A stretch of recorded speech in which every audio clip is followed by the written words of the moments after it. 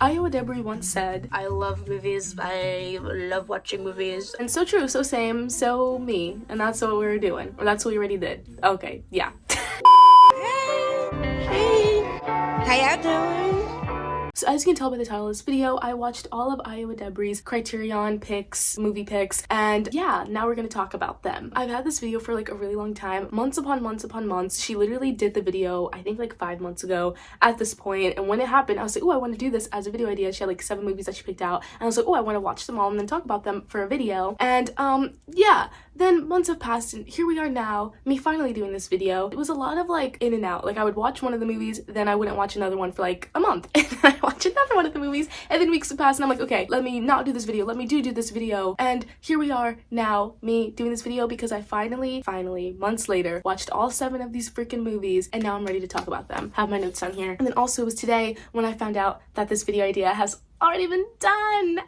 Yes, awesome, so cool, great for me. But I did not finally finish watching these movies months upon months later to scrap this video idea. So we're doing it, and shout out to that person who beat me to doing this video idea literally like 4 months ago. I think he did it, but here we are now. I'm doing it, and we're gonna talk about these 7 movies. Is it 7? I said 7 like a bunch of times, and I forgot. Yeah, it's 7. Okay, yeah, so we're just gonna jump right into me talking about these movies because AYO EDEBIRI loves watching movies and I love watching movies. But the fact that it took me like so long to watch all 7 of these movies, maybe that's a bit like, do you really like watching movies? Anyway, now we're just gonna jump into me talking about these movies. First up on the list, first up on her picks was a movie called High and Low, directed by Akira Kurosawa. And yeah, let's talk about it. I have my notes here because I forget things very easily. So this is something that I can wholeheartedly say that I would not have watched if AYO EDEBIRI did not tell me to watch this movie. It falls into everything that I'm not the biggest fan of. Older movies, black and white movies, crime thriller movies. But I will say, I really like this movie. I really enjoyed this movie. I was interested during the whole time of the movie, and I enjoyed where things went pretty much the whole time. The plot was so interesting. So basically it's like this kidnapping / ransom situation, but the person kidnapped the wrong son, and the son that they did kidnap was actually the guy's like chauffeur. I think he was his like chauffeur driver guy. So he kidnapped the driver's son instead of like the main like big rich guy's son. And then it's like, okay, wait, you kidnapped the wrong son, like do I still need to pay this ransom? They're like, no, you still need to pay this ransom. This is still a kidnapping situation, etc, etc. So a kidnapping of the wrong kid situation happening, and then it's also, the movie's also about like hunting down this kidnapper and like trying to find him, and like that like crime police investigation aspect of it as well. Honestly, this whole like moral dilemma plot thing felt very nuanced because it wasn't just like a pride thing of this guy not wanting, like this rich guy not wanting to pay the ransom for the, you know, wrong son situation. It was mainly about like, because I think they're asking for like $30 million, and like $30 million, like okay, he's like a rich guy, but he's not like rich enough where it's like, oh, $30 million is just like a drop in the bucket for me. I think it was like something he was saying, oh, if we give this, like we're gonna be poor if we give him this money and then the police can't find this money, like we're broke, we're poor, like we're donezo. Which is like, okay, it wasn't just a pride thing, like you're not taking my money from me, I'm not giving it to the ransomers, like blah blah, F you, that kind of situation. It was like, no, like I kind of don't want to give you the money because I'm gonna be poor, like.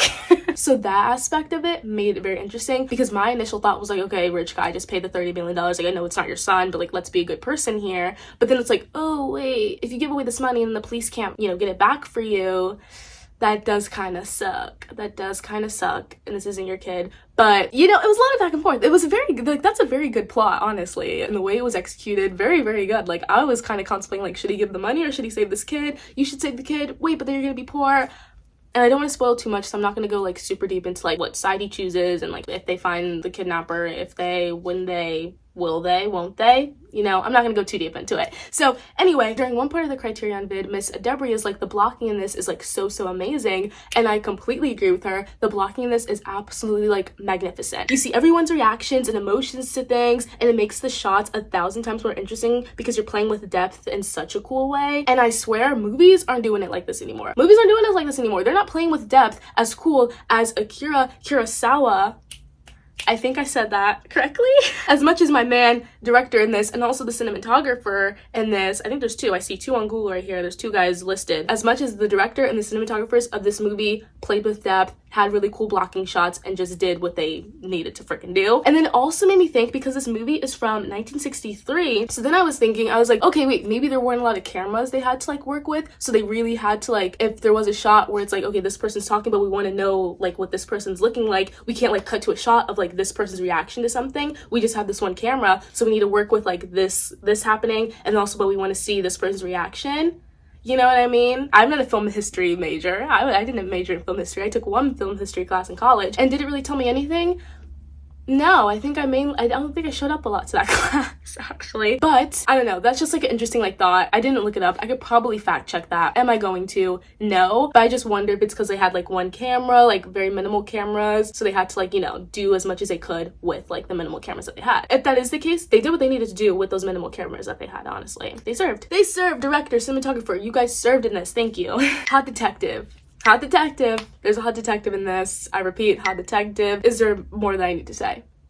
No, hot detective. You should watch this. Also, the actor that played Aoki, which was like the chauffeur guy that's child got kidnapped, he was so good, and I felt so sad for him, like the way he played it. You know, like that's your boss, but like your son's kidnapped, and like your boss is the only one that can pay the money. It's like you want to ask him, but you don't want to ask him. And then he like got on his knees and he was like begging at one point, and I'm like, oh my gosh, I feel so sad for you. This situation's insane. Like, I'm so sorry that you have to go through this. This is crazy. Yeah, but he was such a good actor. He was great. It really just made like this, like the situation just kept getting like more high stakes and more like morally like, which way should we go? Ethically, how is this gonna work? And blah, blah, blah, blah. Anyway, what a great movie. I'm so glad I was introduced to this. Miss Edebiri, I thank you.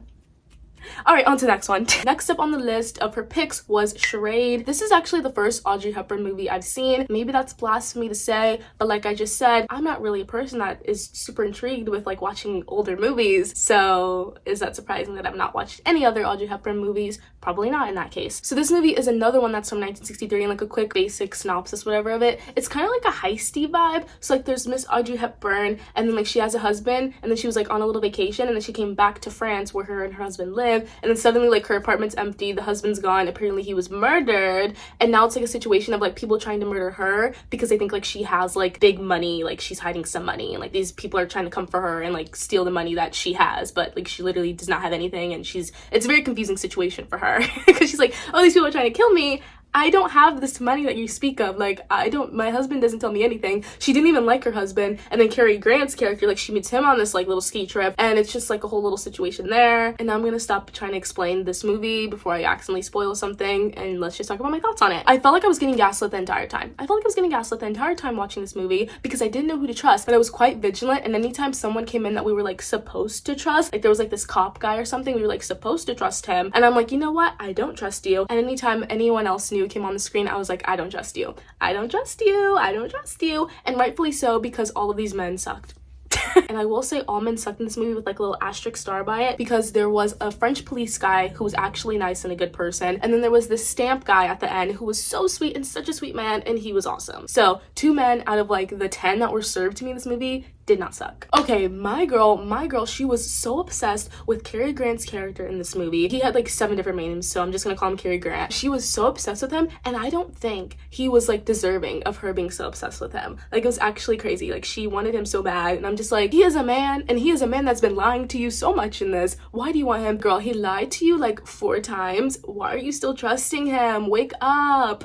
I will admit though, their banter in this was kind of good and entertaining and flirty, and I liked it. I did like that. That was cute. Also, so random, but like this movie was so like wacky and weird at some points, which made the vibe feel like so shifted. It definitely gave like comedy, a little comedy drama moment to it, but then when we would go into those like super wacky weird moments, the vibe just felt so shifted because we had just been like in a serious-ish moment, and now we're going into Cary Grant taking a shower with his clothes on, and she's like giggling and having a ha ha ha ha ha about it, and I was like, well, that's a bit too wacky and weird for my taste. It would just be like we're having a serious moment for like a comedy drama, so like serious, very big air quotes on serious, but then we would go into like the wackiest thing, and it's like, well, that vibe, we've just shifted so drastically, this feels a bit weird, too weird. And yeah, but maybe that's just like the 1960s like humor, and I'll give it that, I guess. And that's all I need to say about Charade.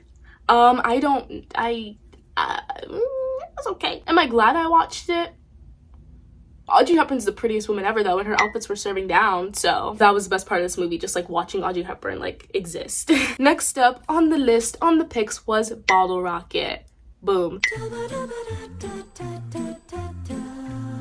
This movie is literally the epitome of white boys being menaces to society. And you know what? Like, what else is new? And it's really cool to know that this was Wes Anderson's first feature. I've actually seen a fair share of Wes Anderson movies. The Grand Budapest Hotel, Moonrise Kingdom, The French Dispatch.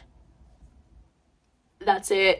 In this one, and now Bottle Rocket. So maybe I haven't seen a lot of Wes Anderson movies actually. Overall, I really don't have that much to say about this movie. It was a perfectly fine movie. I did have a giggle and a haha here and there. It's a bit funny. Also another one that's kind of like a bit wacky and weird, but like in a good way-ish. I don't think I would watch this like on my own accord. Like if I was like scrolling on TV through like the movie channels and this movie was on, I think I would like leave it on the TV. I think that would be the only way that I watch this movie. I'd be like, oh, this seems like interesting. Let's leave it on this channel. It was a bit fun here and there. The concept was interesting, like the execution of it was a bit like weird, and I didn't really like that too much, but I don't know where I was going with that, but so never mind. Overall, there's just really nothing that like pulls me to this movie, if that makes sense. Like I said, I would if I was scrolling through the channels and this movie was on, I'd leave it on the TV, but I'm not gonna go outwardly like searching for this movie. If a friend wanted to put it on, sure, let's watch it, but I'm not gonna watch it on my own accord. There's a part in the Criterion vid where Ayo's like, this movie just feels like a movie made by pals, two movies made by friends, and I love a movie made by friends, and I agree with that. This movie is such a movie made by pals, and it's such a friend movie, and I do like that. Like you can just tell like people had fun making this movie, and that's what I like. I like when I see that you had fun making it. That makes you go up a little bit in my book, when it just looks like it's a good time. Everybody on set had fun. The crew, the cast, everybody had a good time. That's fun to me, and that's what this movie felt like, and I love a movie that has that vibe. So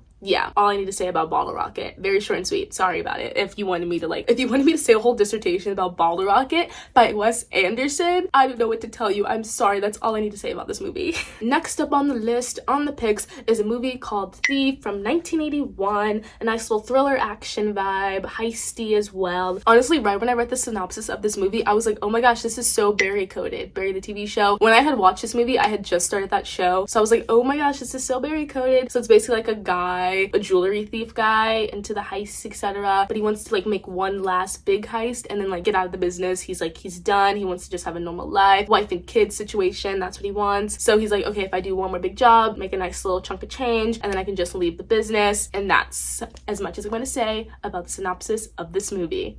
But yeah, very Barry coded. If you've seen the TV show Barry, you know what I mean. Go watch a TV show Barry. It was quite good. Bill Hader. Okay, sorry, this is not for that. I enjoyed the way that this movie was filmed for the most part. The opening sequence was like a little heist sequence, and that was like a cool like opening, and also just like a cool heist montage moment. There were like some like cool camera work during that like first like opening heist sequence. We became the drilling into the hole, and that was like pretty cool. And the music behind it and the score behind it was also very cool during that moment as well. So yeah, for the most part, I did like the way this movie was filmed, but I will say that I was a bit bored. I was a bit bored watching this movie.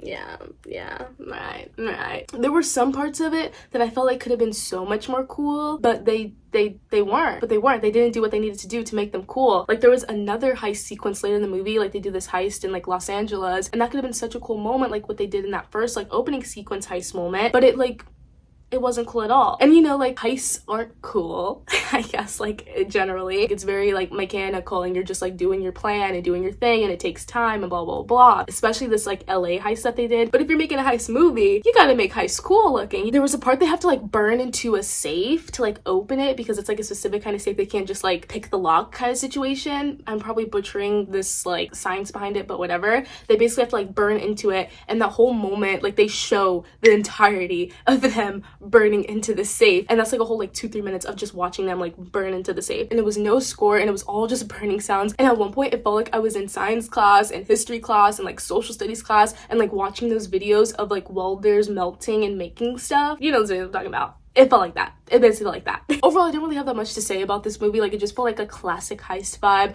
Honestly, I haven't seen a lot of heist movies, so I don't know if this is a classic heist vibe. This is what I imagine, like, all heist movies in the 80s were like, essentially. And maybe that's a stupid take to have, but I don't know. That's just the vibe this movie, like, gives off for me. I really did like the ending, though. My favorite part was when it ended. No, the ending itself, like, the last, like, maybe, like, 10-15 minutes, I did like that a lot. It was satisfying, but not like, oh, happy ending, we're all gonna go frolic in a field of grass kind of happy ending. You know what I mean? It was a quietly satisfying-ish ending.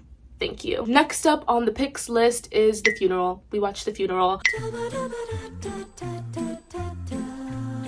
By, I feel like I'm gonna butcher this name, don't hate me if I do, Juzo Itami, I believe that's the director's name. That is the director's name. I believe that's how you maybe say it. I'm sorry if I did butcher it. This is another one I don't really have a lot to say, so we're just gonna keep this quick and short and sweet. There were some hee ha-has here and there that I liked, but overall this movie just like was not as funny as I thought it would be. It leaned a lot like into like a physical comedy aspect, which I'm not really like the biggest fan of, so that kind of like fell flat for me. It depends. It really depends. Like a physical comedy bit, it just like, it's very hit or miss for me. Like I will laugh sometimes and then I will be like, that was a little bit stupid. There was an affair plot point in this that like really pissed me off and like made me like so upset and like so annoyed because it was just so like annoying. And I think at that point, like when that happened and then for the rest of the movie, I was just like, please free me from the chains that is this movie. Please end it. So that's the gist of how I felt watching this movie. There were some really cool shots and blocking in this movie, and it was also just like a very visually appealing movie, which I really like, which I really appreciate.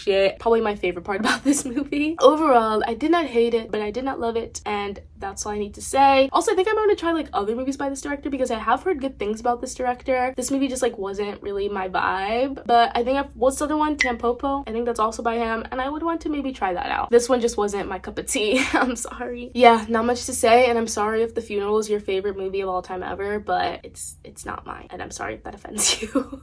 Okay, next up, number 6, second to last movie that I had to watch for this was called To Sleep with Anger.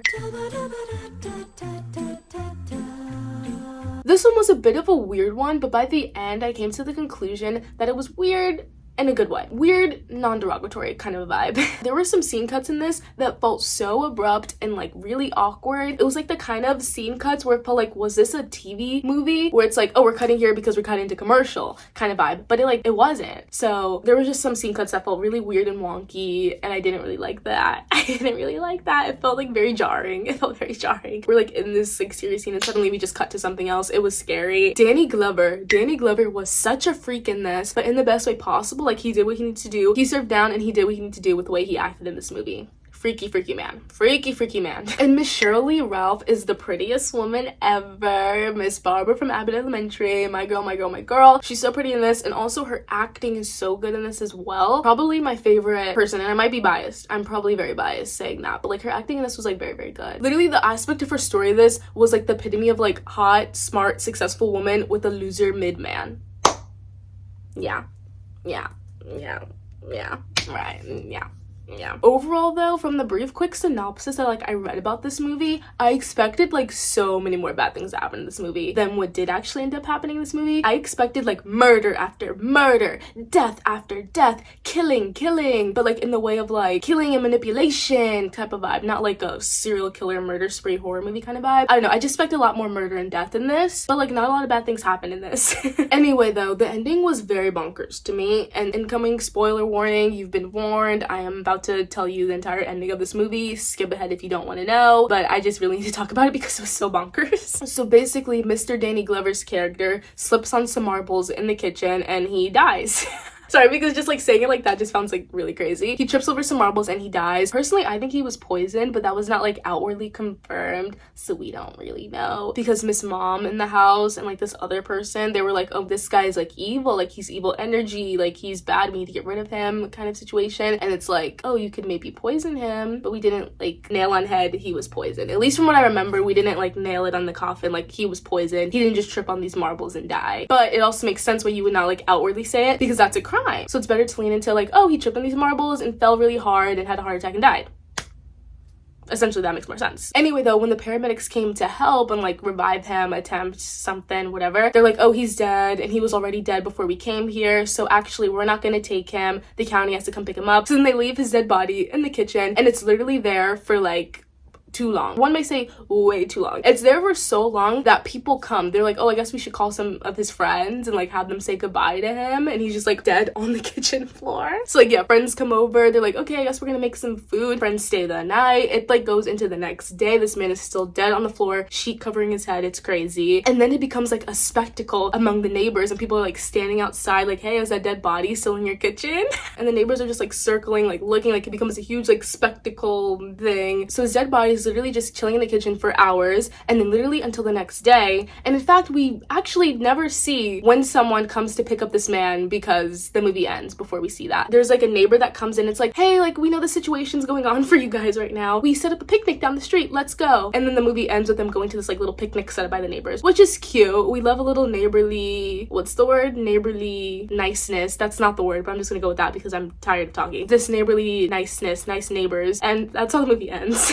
Man, that's how it ends. Such a crazy vibe. I was confused by that. Anyway, that's all I need to say about this movie. Weird, non-derogatory. Thank you. That's it. Next up and last up on the list, I had to watch eyimofe, also known as This Is My Desire. And there's basically like two stories happening within this movie. So first up, there's a Spain chapter that follows Mofe, and then there's an Italy chapter that follows Rosa and kind of her younger sister Grace too. So first up, let's go into Mofe. My man Mofe, he was literally the sweetest man ever, and he went through the hardest stuff, like literally for what? And for what? And for what reason? Because he was so sweet and so nice, and I just wanted to hug him. I wanted to give him so many hugs. Like the way he was acting, the way this actor was acting, he was giving all of the emotions, mainly sad emotions, mainly like sad and like tired of life, tired of feeling exhausted type of vibe. I just wanted to give him a big fat hug pretty much anytime he was on my screen. We were barely even 10 minutes into this movie and his whole family perished, and his whole family died. It was insane. It was like something to do with the generator in like their house or something. I'm assuming like some sort of like carbon monoxide situation. That's how I'm like kind of like translating it to like what I can understand. This is just like a general thing, but it's so crazy when characters die in like the beginning of a movie or something, because it's like I don't really know you yet. Like it's still a very sad thing that happened, but I don't really have any sort of like emotional attachment to these characters. So like suddenly they're dying and I'm just like, it's sad, but I'm not gonna like cry about it because I don't feel any emotional attachment toward you. But it's still such a sad thing that happened, and it's still such a sad thing that happened to him. It doesn't make it any less devastating. I'm just like not, as a viewer, so personally like affected. Anyway, all of that to say, I did not cry when his sister and her kids died, but that doesn't change how freaking devastating it is. And I did feel so bad for Mofe, because like I said, he was the sweetest man and he did not deserve that. And then the rest of the chapter is him just trying to figure out life post this traumatic thing that happened. And I don't want to say too much because I don't want to spoil, like, I mean, like the family dying, like, oh, spoiler, but like it happens in the first like beginning, so that's not really a spoiler. But I don't want to go into like the rest of what happens in his chapter because then that feels a bit too spoilery. So then that's like the first like 45 minutes, and then the next part, this Italy chapter, follows, like I said, Rosa and Grace. Grace is pregnant, and I have no idea how old she is. I think she's giving like 13-14 vibes, and I'm like, oh my god, you're pregnant. That's a bit crazy. Wow, cool. And Grace is living with Rosa, her sister. There was one conversation with the mom, but I don't know, like, does the mom know that she's pregnant? Is that like why she went to live with the sister, so that she doesn't have to, so that the mom doesn't have to know? They didn't really delve too deep into that, so I don't really know. But interesting, very interesting. Anyway, Rosa, the older sister, she's like living life, trying to get by. She has this landlord who's so desperately like wants to be with her. Like it's actually crazy. Like he so desperately wants this woman, and she kind of like uses that to her advantage a bit, getting like late payments on the rent, maybe like not even paying the rent, and then also like having him like fix some things around her apartment, etc. Which like as a landlord, like you should already be like fixing my stuff when something's broken, but you know, he's obsessed with her, so he's gonna do it in like much more like caring, and like he's on top of that. He's on top of the fixing of her things because he wants to be with her so bad. But then a white man comes into the picture and she goes off with him for a bit, and that makes Mr. Landlord mad. And that's what I'm gonna say about her chapter because I don't want to spoil too much. Anyway though, the way that the stories like lightly intersected was nice. There was one scene that showed like, oh, these time frames definitely like are overlapping. They were in a hospital. Mofe is like doing some paperwork or something, and suddenly you see like Rosa and her sister like walking by, and like during that moment at the hospital, it happens during like her chapter, but we had already like seen a part of that scene in his chapter. So like we see like the rest of that scene. It's like, oh, there she is in the background. Like now it's her story. So it's like mainly like picking up where she starts in that scene rather than like where he ended in that scene in his part. Basically, like the stories are overlapping. That's what I'm trying to say. What I just said probably didn't make any sense, but I hope you get what I mean. The stories are overlapping, and I like how the movie showed that they're overlapping. And then there's also this other short scene where Grace is talking to Mofe, and it's like in the middle of the night. Like he's like working outside. He's like an engineer kind of guy. He fixes things type of vibe. And like she's just like walking outside outside, she can't sleep, and he's like watching TV, and he's like, oh, you want to watch this? And he like turns up the volume so she can watch the TV, and it's like very sweet. And once again, he's the sweetest man ever. Cute short scene, once again showing these time frames are overlapping, and I liked that a lot. And then there was an epilogue part of this movie at the end that I really enjoyed, but we only saw Mofe and we didn't see Rosa, which made me really sad and also made me be like, what's going on there? But I digress. Anyway, this one was perhaps my favorite movie that I had to watch after High and Low. And yeah, if I was to tell anyone to watch any of these 7 movies, I would probably tell them to watch High and Low and eyimofe. All the other ones, I don't want to rank them. This is just like a favorite. My top 3. Actually, I don't think I have a third though. My top 2, eyimofe, High and Low. As a girl that loves watching movies just like Miss AYO EDEBIRI'S, I will tell you to go watch eyimofe and High and Low if you want to watch any of these 7 movies. And also, if any of those other 5 movies are your favorites and I kind of like blasphemy talk so not good about them, I hope that you're not offended. Thank you for watching this video. It's months late, but I felt like I had to do it. I watched AYO EDEBIRI'S entire filmography, so I simply had to watch her criterion picks too, even though it's months late. That's fine. It happened at the end of the day, and that's all that matters. Thank you for your time. I'll see you in the next thing. I have some fun things planned, actually. I have some fun ideas planned, and you'll see them when they happen. My computer's falling, and you'll see them when they happen. So thank you, and see you later. All right, bye. Bye now.